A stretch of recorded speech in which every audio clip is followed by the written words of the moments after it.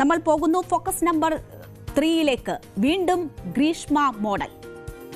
നമുക്കറിയാം, കേരളത്തെ ഒന്നാകെ നടുക്കിയ സംഭവമായിരുന്നു ഷാരോൺ എന്ന യുവാവിനെ ഗ്രീഷ്മ എന്ന പെൺകുട്ടി കഷായത്തിൽ വിഷം കലർത്തി കൊലപ്പെടുത്തിയ സംഭവം.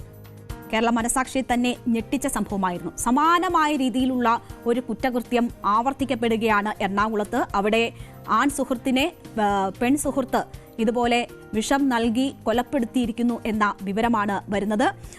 ഈ എറണാകുളം കോതമംഗലത്താണ് ഈ സംഭവം നടന്നിരിക്കുന്നത്. അൻസിൽ എന്ന് പറയുന്ന ഒരു യുവാവാണ് കൊല്ലപ്പെട്ടിരിക്കുന്നത്. ആ യുവാവ് പെൺസുഹൃത്തിന്റെ വീട്ടിൽ പോയി മടങ്ങും വഴി ശാരീരിക അസ്വസ്ഥതകൾ ഉണ്ടാവുകയായിരുന്നു. തുടർന്ന് പോലീസിനെ വിവരം അറിയിക്കുന്നു.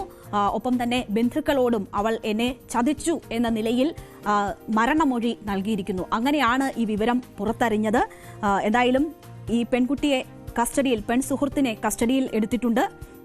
അവർ കുറ്റം സമ്മതിച്ചു എന്ന വിവരങ്ങളാണ് പുറത്തുവരുന്നത്. എന്താണ് ഈ സംഭവം എന്നത് നമുക്ക് പരിശോധിക്കാം. അൻസിലും പെൺസുഹൃത്തും തമ്മിൽ കുറേ നാളായി ബന്ധമുണ്ടായിരുന്നു. ഇരുവരും തമ്മിൽ സാമ്പത്തിക ഇടപാടുകൾ വരെ ഉണ്ടായിരുന്നു. അൻസിലിന് പെൺസുഹൃത്തിന്റെ മറ്റ് ബന്ധങ്ങളുണ്ടോ എന്ന സംശയമുണ്ടായിരുന്നു. ഇതിനെ ചൊല്ലി ഇരുവരും തമ്മിൽ പ്രശ്നങ്ങളും പതിവായിരുന്നു. അങ്ങനെ അകൽച്ചയിൽ കഴിയുകയായിരുന്നു കുറച്ചു നാളായി അൻസിലും ഈ പെൺകുട്ടിയും. അതിനുശേഷം കഴിഞ്ഞ ബുധനാഴ്ച രാത്രിയാണ് അൻസിൽ പെൺസുഹൃത്തിന്റെ വീട്ടിൽ എത്തുന്നത്.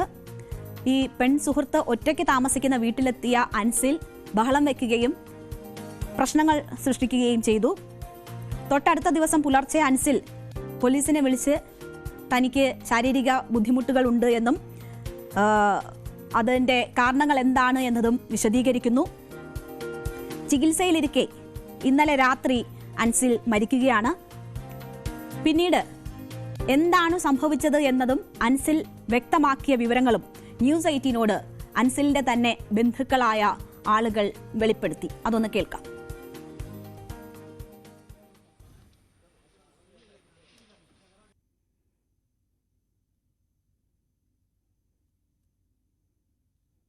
സഹോദരൻ വിളിച്ച് പറയുക ചെയ്ത് പിന്നെ അങ്ങനെ വിഷകത്ത് നിന്ന് ഹോസ്പിറ്റലിൽ കൊണ്ടുപോയിട്ടുണ്ട്, പോലീസ് സംഭവ സ്ഥലത്ത് നിന്ന് കൊണ്ടുപോയിട്ടുണ്ടെന്ന് പറഞ്ഞു. അപ്പോൾ അതിൻ്റെ ഭാഗമായിട്ടാണ് നമ്മൾ അന്വേഷിച്ച് കഴിഞ്ഞപ്പോൾ ആളുടെ ഉള്ളിൽ വിഷകത്ത് പോയിട്ടുണ്ട്. അപ്പോൾ നമ്മുടെ ആംബുലൻസിൽ വെച്ച് പുള്ളി പറഞ്ഞു, പുള്ളിയുടെ കൊണ്ടുപോയത് പുള്ളിയുടെ സഹോദരൻ തന്നെയാണ്. ആംബുലൻസിൽ വെച്ച് പറഞ്ഞു ഈ വിഷം അവർക്ക് എല്ലാവരും കൂടി ഒഴിച്ചു കൊടുക്കുകയോ ചെയ്തതെന്നാണ് പറഞ്ഞത്. അതിനകത്ത് പോയിട്ടുണ്ട്. പുള്ളി പറഞ്ഞത് 500 ml അകത്ത് പോയിട്ടുണ്ടെന്നാണ് പറഞ്ഞത്. പക്ഷേ ഡോക്ടർ പരിശോധിച്ച് കഴിയുമ്പോൾ 300 ml അകത്തുണ്ട്. ഇത് ഒരുപാട് ഇത് അളവ് കൂടുതൽ അവന്റെ ശരീരത്തിലേക്ക് പ്രവേശിച്ചിട്ടുണ്ട്. പെണ്ണ് പുറത്തുനിന്ന് തന്നെയാണ് പറഞ്ഞേക്കണം. ഇവർക്ക് സൗഹൃദം സാമ്പത്തികമായിട്ട് ചെറിയ ഒരുപാട് കാര്യങ്ങൾ ഇതിനു മുമ്പ് ചെറിയ വിഷയങ്ങളൊക്കെ ഉണ്ടായിട്ടുണ്ട്. അപ്പൊ പെൺകുട്ടീന് ഇതിനു മുമ്പായിട്ട് ആ വീട്ടിൽ പോയിട്ട് ചെറിയ മർദ്ദനമൊക്കെ ആ പെണ്ണായിട്ട് ഉണ്ടായിട്ടുണ്ട്. അതിന്റെ പേരിൽ ചെറിയ കേസും കാര്യങ്ങളൊക്കെ ഉണ്ടായിട്ട് അത് തീർത്തതൊക്കെയായിരുന്നത്. അപ്പൊ ഈ ഉമ്മാനെ വിളിച്ചിട്ട് ഈ പെങ്കൊച്ച് പറഞ്ഞിട്ടുണ്ട്, നിന്നെ മോനെ വിഷം കൊടുത്ത് കൊല്ലുമെന്ന് പറഞ്ഞിട്ടുണ്ട്. അന്നാണോ പറഞ്ഞാലേ? അതറിയില്ല, എന്തിനാന്നറിയില്ല. അവരുടെ വീട്ടിൽ പോയ സമയത്താണോ വിഷം കൊടുത്തുള്ളത്?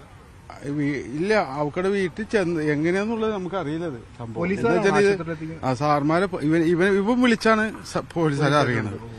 ഇവള് ഞങ്ങളുടെ വീട്ടിലേക്ക്, അവർക്കടെ വീട്ടിലേക്ക് മോനെയും ഉമ്മാനെയും വിളിച്ചിട്ട് പറഞ്ഞു, മോനെ ഇങ്ങനെ വിഷം കടത്തി ഇവിടെ കിടപ്പുണ്ട്, എടുത്തോണ്ട് പൊക്കോട്ടോ എന്ന് പറഞ്ഞു. 300 ml വിഷം ഈ അൻസിലിന്റെ ഉള്ളിൽ നിന്ന് കണ്ടെത്തിയിട്ടുണ്ട് എന്നതാണ് ലഭിക്കുന്ന വിവരം. അത് പുല്ലിന് തളിക്കുന്ന വിഷമാണ് എന്നതാണ് മനസ്സിലാകുന്നത്. ഈ പെൺ സുഹൃത്തിനെ പോലീസ് കസ്റ്റഡിയിലെടുത്ത് ചോദ്യം ചെയ്തു. അതിനെ തുടർന്ന് ലഭിക്കുന്ന വിവരങ്ങൾ കൊലപ്പെടുത്തുക എന്ന ഉദ്ദേശത്തോടെയാണ് ഇയാളെ വിളിച്ചു വരുത്തിയത് എന്ന് പെൺ സുഹൃത്ത് പോലീസിനോട് സമ്മതിച്ചിട്ടുണ്ട് എന്ന് പറയുന്നു. ഇനിയിപ്പോൾ അൻസിലിന്റെ പോസ്റ്റ്മോർട്ടം റിപ്പോർട്ട് പുറത്തു വരണം. ആ പോസ്റ്റ്മോർട്ടം റിപ്പോർട്ട് കൂടി പുറത്തു വന്നാൽ കൊലപാതകം ഉൾപ്പെടെയുള്ള കുറ്റങ്ങൾ ഈ പെൺ സുഹൃത്തിനെതിരെ ചുമത്താനാണ് പോലീസിന്റെ നീക്കം. ഈ അൻസിൽ എന്ന് പറയുന്ന യുവാവ് മറ്റൊരു വിവാഹം കഴിച്ചിട്ടുള്ള ആളാണ്. അതിൽ 2 കുട്ടികളുണ്ട്. ഈ പെൺ സുഹൃത്ത് ഒരു അതിജീവിതയാണ്. മറ്റൊരു കേസിൽ അതിജീവിതയായ പെൺസുഹൃത്താണ്. അവർ ഒറ്റയ്ക്ക് താമസിക്കുകയായിരുന്നു. അപ്പോൾ കുറച്ച് ദുരൂഹതകളും ഈ കേസുമായി ബന്ധപ്പെട്ടൊക്കെ ഉണ്ട്. അതിജീവിത ആയതുകൊണ്ടാണ് നമ്മൾ അവരുടെ പേര് ഈ കേസിലാണെങ്കിൽ പോലും പുറത്തു പറയാത്ത ഒരു സാഹചര്യമുള്ളത്. കുറച്ചുകൂടി കഴിയുമ്പോൾ, കാര്യങ്ങൾ വ്യക്തമാകുമ്പോൾ എന്താണ് ഒരു പക്ഷേ പേര് വെളിപ്പെടുത്തേണ്ടി വരികയാണെങ്കിൽ വെളിപ്പെടുത്താം. എന്തായാലും ഈ ഘട്ടത്തിൽ ഞാനതിന് മുതിരുന്നില്ല. എന്തായാലും അതിജീവിതയാണ്, മറ്റൊരാൾ വിവാഹിതനായ വ്യക്തിയാണ് ഈ കൊല്ലപ്പെട്ടത്.